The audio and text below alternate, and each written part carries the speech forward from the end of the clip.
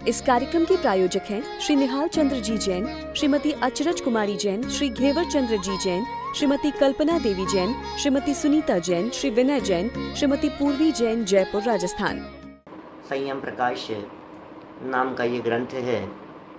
आचार्य महाराज सूर्य सागर जी साहब द्वारा लिखी गई यह सुंदर अनुपम रचना है।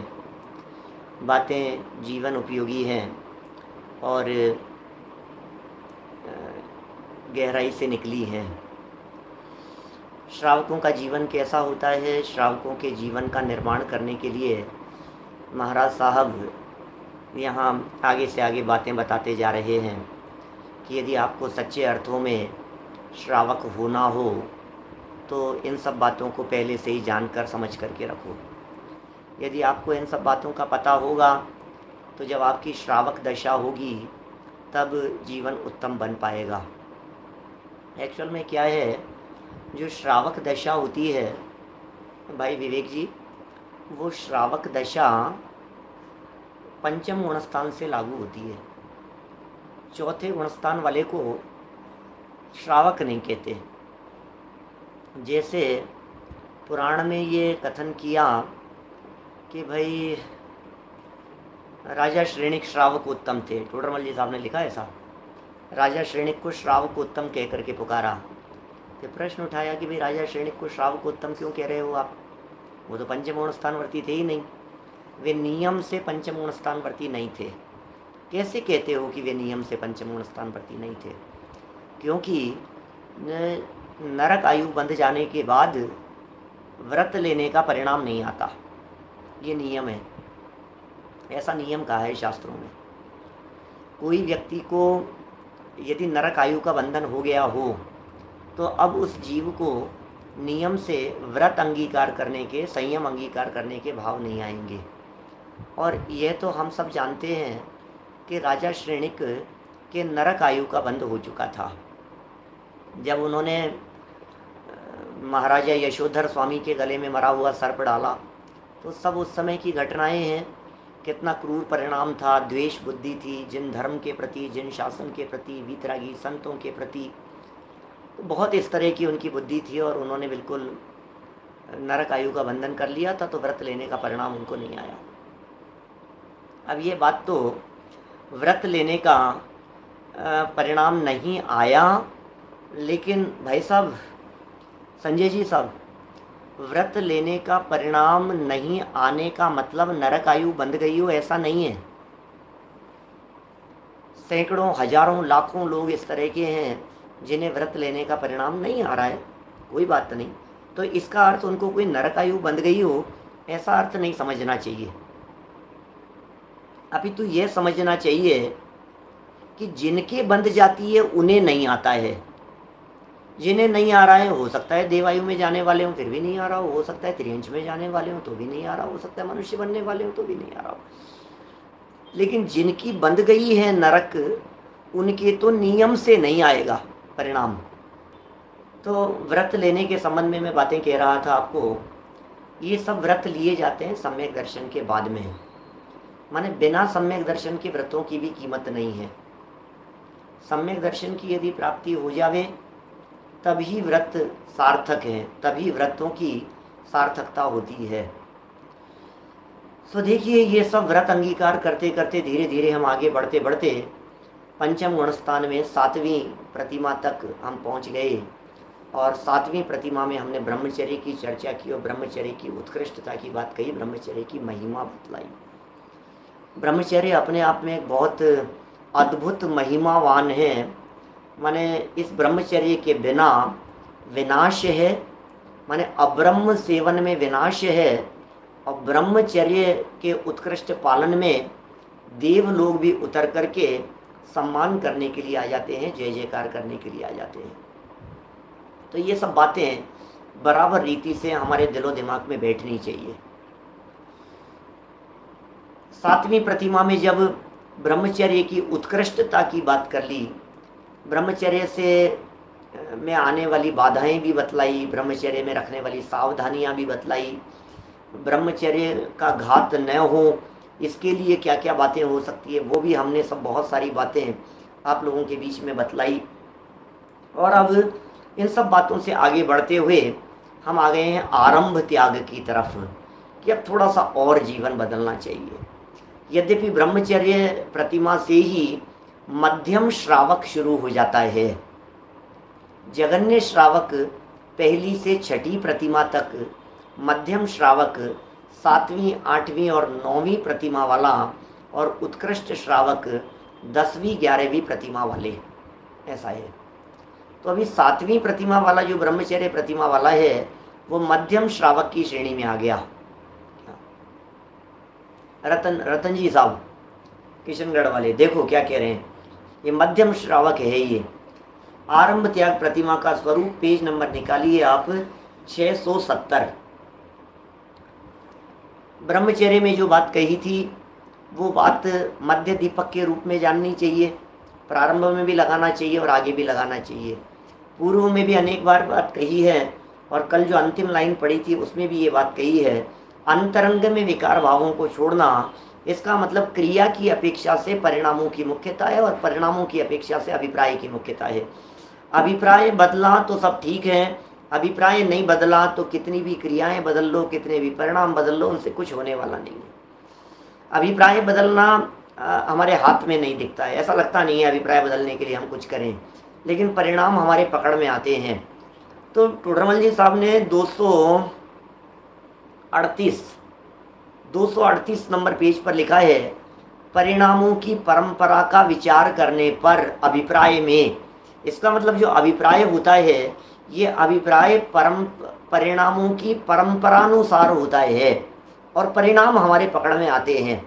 हम अपने वर्तमान परिणामों को देखते हुए अभिप्राय को सुधारने की चेष्टा कर सकते हैं, यह बात संभव है।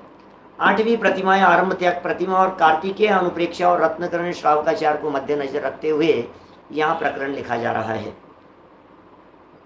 जो आरंभम न कुणदी अन्नम कारय दिनेय अणुमन्ने हिंसा संतठ मणो चतारंभो हवेसो। जो श्रावक गृह कार्य संबंधी कुछ भी आरंभ न करे, जो श्रावक गृह कार्य संबंधी कुछ भी आरंभ नहीं करे, घर संबंधी कोई आरंभ नहीं करे, इसका मतलब घर गृहस्थी में किए जाने वाले जितने भी कार्य होते हैं ये सब आरंभ कहलाते हैं। अब श्रावक है, आरंभ नहीं करे, अन्य से नहीं करावे, करे भी नहीं, करावे भी नहीं, और करे जाको भला नहीं जाने, तो हिंसा से भयभीत आरंभ त्याग प्रतिमाधारी है। मैं फिर आप लोगों को एक बात कहना चाहता हूँ, बार बार में विकल्प आता है। इन बातों को सुनकर, इन बातों को पढ़कर कोई व्यक्ति ऐसा नहीं समझने लग जाए कि मैं तो अब घर का कोई काम नहीं करूँगा। क्या भोजन कर लिया है, मैं अपनी थाली उठा करके क्यों रखूँगा, मुझे कोई काम नहीं करना है, मुझे तो कोई काम नहीं करना है, न घर का काम करना है, न व्यापार का काम करना है, कोई सब तरह के काम मैंने छोड़ दिए हैं। तो आप समझ लेना आरंभ प्रतिमा आभासी हो गए हैं, आरंभ त्याग प्रतिमा आभासी हो गए हैं, आरंभ त्याग प्रतिमा का आपको भ्रम हो गया है। ये सब क्रियाएं ऐसे सोच सोच करके, खींच करके निभाई नहीं जाती है। अंतरंग में जब भावों की विशुद्धि होती है, अंतरंग में जब हिंसा के प्रति इतनी विरक्त भावना होती है, परिणाम इतने सहज सरल हो जाते हैं कि सहज ही उन्हें कुछ भी करने धरने में, झाड़ू बुआरी, पोंछा काम, कपड़े धोना, बर्तन साफ होने, सब इन सब क्रियाओं के अंदर उन्हें ऐसा फील आने लगता है कि अरे कम करो यार, कम करो, मत करो। उपदेश नहीं देगा, आदेश नहीं देगा, कोई बात नहीं, अब हमें कौन देख रहा है, धुले हैं कि बिना धुले हैं कि क्या है, हमें चलता है, हमें कोई विकल्प नहीं है ज़्यादा। तो इस तरह की भावना रखता है वो, उसके अंदर में परिणाम बहुत भीगे हुए हैं। सारा खेल परिणामों का है भैया, बिना परिणाम के आप कुछ भी कीजिए, कुछ होने जाने वाला नहीं है। हम सब क्रिया बदलने की चेष्टाओं में ना लग जाएं, इसलिए मुझे बार बार में ये विकल्प आता है इस तरह की बात का संबोधन करने का। हम क्योंकि चरणानुयोग का ग्रंथ चल रहा है, क्रियाओं की चर्चाएं चलती है, क्रियाएं पद्धति, लेकिन इसलिए भी समझना जानना जरूरी है कि प्रसंग बनेगा तो ऐसा हमारा जीवन होगा। हो मेरी ऐसी दशा जैसी प्रतिमाधारी है, जैसी प्रतिमाधारियों की जिंदगी होती है, जैसा प्रतिमाधारियों का जीवन होता है वैसा मेरा जीवन होगा। कम से कम मैं ये भावना तो भाऊं। सच्चे प्रतिमाधारी क्या होते हैं? दूसरों को सुधारने के लिए नहीं है, दूसरों पर उंगली उठाने के लिए नहीं है। संपूर्ण द्वादशांगमयी जनवाणी एकमात्र मेरे लिए लिखी गई है, इस बात को यहां लिख लेना। क्या सैकड़ों बार आपने मेरे मुंह से ये वचन सुना होगा, संपूर्ण द्वादशांगमयी जनवाणी मेरे लिए लिखी। यहां हृदय पर लिख लो, इस जगह पर खुदवा लो। क्या सचिन मोदी जी साहब खनिया दाना से खुदवा लो इसको अपने यहाँ सीने पर। लोग यहाँ ऐसे हाथ पर खुदवा देते हैं ना, लिखवा लेते हैं कुछ भी। संपूर्ण द्वादशांगमयी जनवाणी एकमात्र मेरे लिए है। जब आप इस बात को अपने लिए समझेंगे ना, फिर न तो दूसरों के दोष दिखाई देंगे, न जनवाणी को पढ़ पढ़ करके दूसरों के ऊपर उंगलियां उठेगी। हम क्या करते हैं, अच्छा ये देखो यहाँ तो ये लिखा है, वो देखो कैसे हैं, अरे सब भ्रष्ट हैं। क्यों कहना किसी को भ्रष्ट? क्यों देखना किसी की भ्रष्टता को? क्यों देखना किसी की कमियों को? मैं देखता हूं कभी कोई प्रसंग चलता है, हमारे लाइव चैट के ऊपर ही साधर्मी लोग कुछ ना कुछ कमेंट करने लग जाते हैं दूसरे लोगों के ऊपर, प्रतिमाधारियों के ऊपर, त्यागियों के ऊपर, व्रतियों के ऊपर कुछ भी कमेंट करना चालू कर देते हैं। फिर दो चार उसके समर्थन करने वाले मिल जाते हैं। अरे इस बात को लिखो यहाँ पर सबसे पहले, संपूर्ण द्वादशांगमयी जनवाणी मेरे दोषों के परिमार्जन के लिए है, मेरे लिए लिखी गई है, औरों के दोषों के लिए नहीं। हमें नहीं देखने दूसरों के दोष। अरे हम कैसे दूसरों के दोष देखें जब हमारे गुरु ने किसी को दोषी नहीं देखा। हमारे गुरु ने, हमारे गुरुदेव ने दुनिया और इस धरती के हर जीव को परमात्मा देखा है। हम उसे पापी कैसे देख सकते हैं? हम उसे अपराधी कैसे देख सकते हैं? करुणा भरी शैली में, भाषा में इतना जरूर कह सकते हैं, भूले ना भगवान जी, भूले हुए भगवान ने, कोई बात नहीं। नादान है, ना समझी में है। राजकुमार जी अजमेरा साहब ना समझी में, नादानी के अंदर काम कर रहे हैं। कोई बात नहीं, कोई बात नहीं, कोई बुरे नहीं है। क्या पता कब सुधर जाए, क्या पता कब संभल जाए, क्या पता किसके जीवन में कब सुधार हो जाए। दृष्टि न दोषों पर जावे, ये है मेरी भावना तो ये है, दृष्टि न दोषों पर जावे। तो देखिए, आरंभ त्याग के संदर्भ में कह दिया, घर के कार्यों के संबंध में आरंभ न करें, न अन्य किसी से कराएं, और न किसी करने वाले की प्रशंसा करें, न भला जाने। क्या बात कर रहे हो यार, ये सब बंद कर दें। क्या हम ये सब बंद कर दें? कमियां देखना, दोष देखना, प्रशंसा करना, काम करना, करवाना, आदेश देना, सब बंद कर दें। अरे भाई देखो तो सही, चर्चा किसकी चल रही है, लेवल किसका है। अंतरंग विशुद्धि का लेवल 8वें पायदान पर है, पंचम गुणस्थान के। पंचम गुणस्थान के 8वें पायदान पर जिसका लेवल होता है, वो व्यक्ति आरंभ त्याग प्रतिमा धारण करने वाला जीव, उसकी पवित्रता ऐसी है। जो श्रावक गृह कार्य संबंधी कुछ भी आरंभ नहीं करे, कुछ करता नहीं है। क्या जूते चप्पल काम धाम भी बतलाएंगे क्या क्या नहीं करता है और क्या क्या नहीं करना है, और कितनी उसकी मर्यादाएं हैं और कितना काम वो कर सकता है, सब बातें कहेंगे अभी। लेकिन अभी तो पहली परिभाषा क्या है, आरंभ करेंगे नहीं, आरंभ अन्य से कराएंगे नहीं, और यदि कोई कर रहा है तो जाको भला नहीं जाने, उसको भला भी नहीं करेंगे। क्यों नहीं कह रहा है, क्यों नहीं कर रहा है और क्यों नहीं करा रहा है? सो हिंसा से भयभीत आरंभ त्याग प्रतिमाधारी है। हिंसा से भयभीत है, वो डरता है यार, हिंसा नहीं हो जाए। कामों में जिन कार्यों के अंदर हिंसा होती हो, माने हिंसा से जुड़ी हुई समस्त प्रवृत्तियां, उसमें झाड़ू पोंछा वगैरह सब आएगा, बिल्कुल ऐसी सारी बातें। देखिए रत्नकरण श्रावकाचार्य में लिख रहे हैं, सेवा कृषि वाणिज्य प्रमुखादारंभ तो व्युपारमति प्राणातिपात हेतुर योसावारंभ विनिवृत्त। जो श्रावक हिंसा से भयभीत होकर, श्रावक है, हिंसा से डरा हुआ है। आरंभ कहिए, क्या क्या है आरंभ? आरंभ क्या चीज़ है? असी, मसी, कृषि, सेवा, शिल्प, वाणिज्य, ये सब क्या है? आरंभ क्रियाएं हैं। लिखना पढ़ना भी आरंभ है, लेखन आदि क्रियाएं भी, खेती आदि भी, सेवा आदि भी, है ना। मसी माने स्याही होता है, असी माने तलवार है, कृषि माने खेती है, शिल्प है, वाणिज्य है, शिल्प कला है, कारीगरी है, वाणिज्य व्यापार है। इन संसार संबंधी क्रियाओं को और सेवा को, संपदा को भी छोड़ देता है। संपदा का भी छोड़ दिया, कोई बात नहीं, शब्द हैं उसमें कोई फर्क नहीं पड़ता है। जिस तरह के शब्द यहाँ दिए हैं उन शब्दों के बारे में ही चर्चा कर ले में अपन। संतोष धारण कर ममता घटाता है। क्या संतोष धारण कर रहा है? ममता को घटाता है।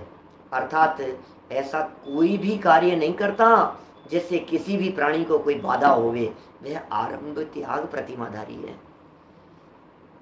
कौन है आरंभ त्याग प्रतिमाधारी? दिनेश सिंघई जी, आरंभ त्याग प्रतिमाधारी कौन है? वही जीव आरंभ त्याग प्रतिमाधारी है जो जीव ऐसा कोई कार्य नहीं करता जिससे किसी भी प्रकार के प्राणी को बाधा पहुंचे, किसी भी प्रकार के प्राणी के जीवन में किसी प्रकार का कष्ट होवे। बस इतनी सावधानी जो अपनी लाइफ में रखता है वो आरंभ त्याग प्रतिमा वाला रखता है, उसे आरंभ त्याग प्रतिमा वाला कहते हैं।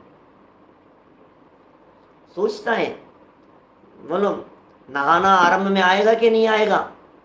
क्या नहाने का त्याग नहीं किया है अभी उसने? आरंभ त्याग प्रतिमा वाला है, अस्नान मूल गुण का धारी नहीं है, लेकिन अल्प आरंभ से नहाएगा, ज़्यादा पानी नहीं ढोलेगा, शावर के नीचे बैठा नहीं रहेगा, बाल्टियां भर भर करके ढोलता नहीं रहेगा। शने पानी का, पानी के नहीं ढुलने का, पानी के वेस्ट नहीं होने का, जल का एक जीवों का, उनकी विराधना का, जल में उत्पन्न होने वाले जीवों की मर्यादा का ध्यान रखेगा। आरंभ त्याग प्रतिमा वाला है। अभी आप नहाने का कहोगे, फिर आप कहोगे पानी भी नहीं पिएगा, फिर आप कहोगे खाना भी नहीं खाएगा, क्रियाएं। अरे तो भाई यथा योग्य ही तो होगा उसके जीवन अनुसार। लेकिन अंतरंग में विशुद्धि बहुत हो गई है, इतनी बराबर बात ख्याल में आनी चाहिए। क्योंकि नहीं नहाने की जो बात है ना, ये नहीं नहाने का नियम तो मुनि राजों का है। हाँ, मुनि बनने की श्रेणी में चल रहा है, मुनि बनने के पथ पर आगे बढ़ रहा है। अंदर में अनंतानुबंधी और अप्रत्याख्यानावरण, इन दो कषाय चौकड़ियों का अभाव है। अवनीश भाई मोदी साहब शावर से नहाएगा ही नहीं, सीधी सी बात है ना। क्योंकि शावर से कैसे नहाएगा वो? बिना छने जल का उपयोग कैसे करेगा? तो बराबर ये सब बातें बहुत विचार विवेक पूर्वक ध्यान रखने की है। देखिए विशेष बतलाते हैं, इनके संदर्भ में और विशेष बात कहते हैं। इस जीव ने सब ऐसे आरंभ का त्याग किया है जो संसार का बढ़ाने वाला हो, सारे ऐसे आरंभ। और सच कहूं क्या, असली आरंभ तो मिथ्यात्व है। सबसे बड़ा आरंभ है मिथ्यात्व। वो महाआरंभ बैठा हुआ है जीवन में, मिथ्यात्व। और सबसे बड़े उस मिथ्यात्व और अनंतानुबंधी वाले आरंभ को उसने त्याग दिया है। सबसे पहले मिथ्यात्व चला गया, अनंतानुबंधी चली गई, अप्रत्याख्यानावरण चली गई। तो मिथ्यात्व, अनंतानुबंधी और अप्रत्याख्यानावरण, इन तीन कषाय चौकड़ियों का अभाव हो जाने पर जो जीवन में परम पवित्र स्थिति बनती है, बस वो पवित्रता इसके जीवन में है। इसलिए सबसे पहले यदि किसी का त्याग करना है आरंभ त्याग के नाम पर, तो मिथ्यात्व का त्याग करें। पता है अष्टपाहुड़ में कुंद महाराज ने ऐसा लिखा, मिथ्यात्व का परित्याग कर हो नग्न पहले भाव से। पहले मिथ्यात्व का त्याग करो, पहले भाव से नग्न हो। आज्ञा यही जिनदेव की, फिर नग्न होवे द्रव्य से। द्रव्य से नग्न, ये कपड़े उतारना तो किसी के लिए भी साधारण सी बात है, कपड़े उतारने में क्या है। लेकिन लोग इसको भी कहते हैं साधारण नहीं है साहब, उतारोगे तो पता चलेगा, ऐसे ही थोड़ी ना उतर जाते हैं। ठीक है, बात बराबर है आपकी, ऐसे ही नहीं उतर जाते हैं। उसके लिए भी लोक लाज लज्जा सब कुछ छोड़नी पड़ती है, उसके लिए मन को गाढ़ा करना पड़ता है, इन सब को छोड़ने के लिए भी।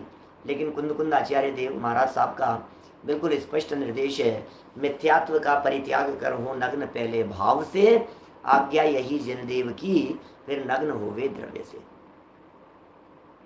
क्या सबसे पहले वो उसका त्याग करना, वो महाआरंभ संसार बढ़ाने वाला लिखा है ना, जिससे संसार बढ़ता हो ऐसी क्रियाओं का त्याग करना है ना। तो मिथ्यात्व संसार बढ़ाने वाली क्रिया है या नहीं है? मिथ्यात्व संसार बढ़ाने वाली क्रिया है, वो गृहीत मिथ्यात्व महासंसार बढ़ाने वाली क्रिया है, उसका त्याग करो। जो मोक्ष मार्ग का साधनभूत हो सके ऐसा आरंभ कर सकता है। कौन सा आरंभ कर सकता है?